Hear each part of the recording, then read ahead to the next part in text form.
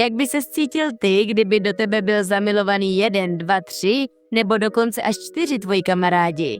Jestli máš rád tenhle typ dramat, tak nikam neodcházej, tady přicházejí spoilery. Seriál začíná studentkou Boram, která mluví sama k sobě a říká, že má 4 kamarády, kteří ji mají rádi a starají se o ní. Potom ji vidíme, jak jde do třídy, kde potká svého kamaráda Davona, který jí pomůže tím, že jí otevře dveře. Hlavní hrdinka si jde sednout ke své kamarádce Kim a povídá si s ní. Kim jí říká, že má obrovské štěstí, že má kamarády a že kdyby měla tolik kamarádů jako ona, chodila by do školy každý den. Kim dál mluví o Boraminých kamarádech, až jí hlavní hrdinka řekne, že jí její kamarád In-seong pomáhá se studiem, ale jednoho dne si všimla, že se jí líbí a znervózněla, přesto však byla šťastná, že je s ním. Její kamarád In-seong se vždycky stará o to, aby se soustředila na studium a měla zářnou budoucnost. A když se necítí dobře kvůli nějakému konkrétnímu tématu k nějaké zkoušce, nechá jí slíbit, že bude studovat. Tak Boram začne mluvit o svém dalším kamarádovi, který se jmenuje Davon. Říká, že si s ní pořád hraje. Navíc Kim vypráví o tom dni, kdy jedla s ním a se svým dalším kamarádem, který se jmenuje Chani. Ten den začal Davon vybírat okurky z jejího jídla, protože ví, že je nejí. Chani byl překvapený, když viděl, že se Davon stará o drobné detaily. Ale ten kluk ho ignoroval a řekl Boram ať jí. Tady si opravdu můžeme všimnout, že byla dívka šťastná, že s ním jí. Poté, co mluvila o Davonovi, Boram dál mluví o svém kamarádovi Hejungovi, který je nejoblíbenější a všemi dívkami ve škole milovaný, ale on o ně zájem nemá, protože raději tráví čas s naší Boram. Jednoho dne ji požádá, aby se podívala na text písně, kterou napsal, a když ho začne číst, Boram o něm začne přemýšlet z jiné perspektivy, vidí ho jako hodného kluka a kamaráda, který ji pořád rozesmívá. Pak zmíní svého 4. kamaráda Chaniho. Jednoho dne šla, zatímco držela telefon a omylem do něj narazila, takže se mu okamžitě omluvila. Potom se ho zeptala, jestli jde trénovat tanec, na což jí odpověděl, že ano.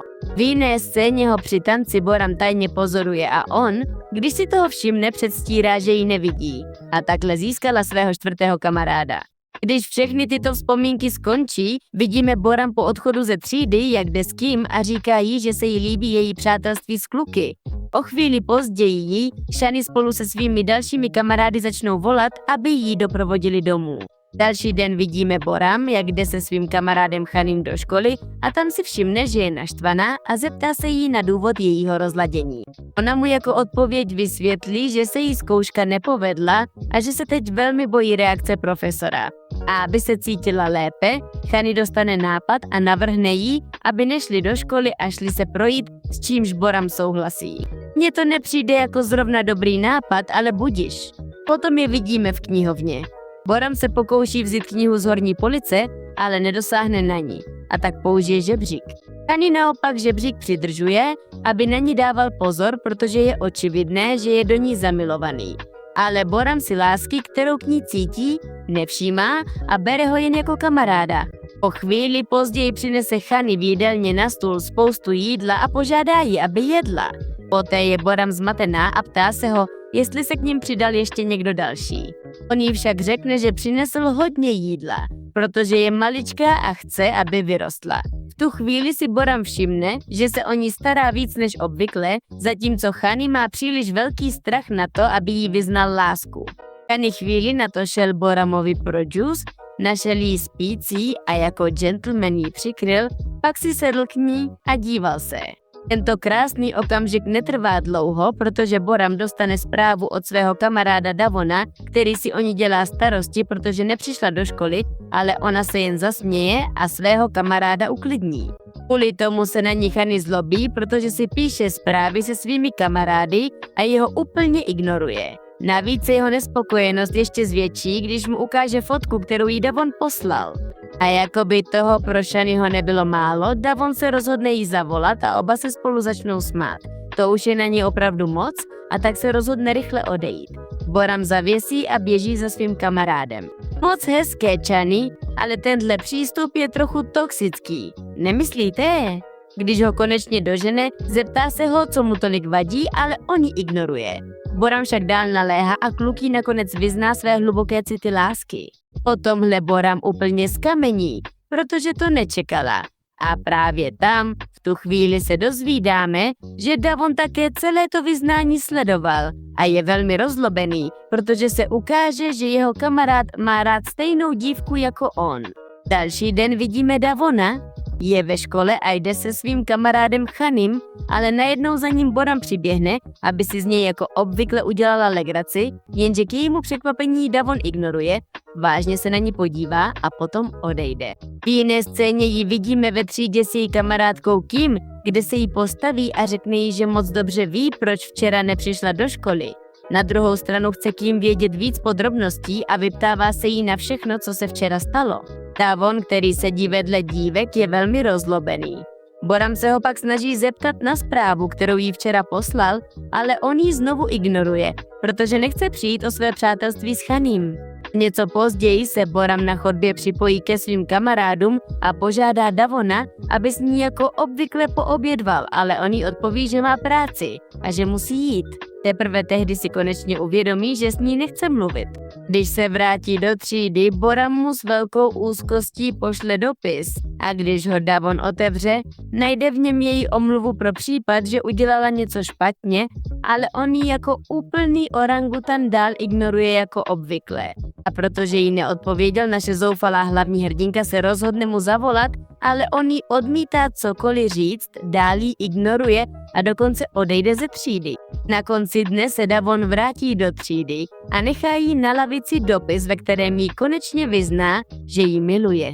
Také jí vysvětlí důvod, proč s ní přestal mluvit. A najednou se objeví Boram a právě tehdy upadne. Pomůže jí vstát, ale protože je plná úzkosti, začne se s ním hádat.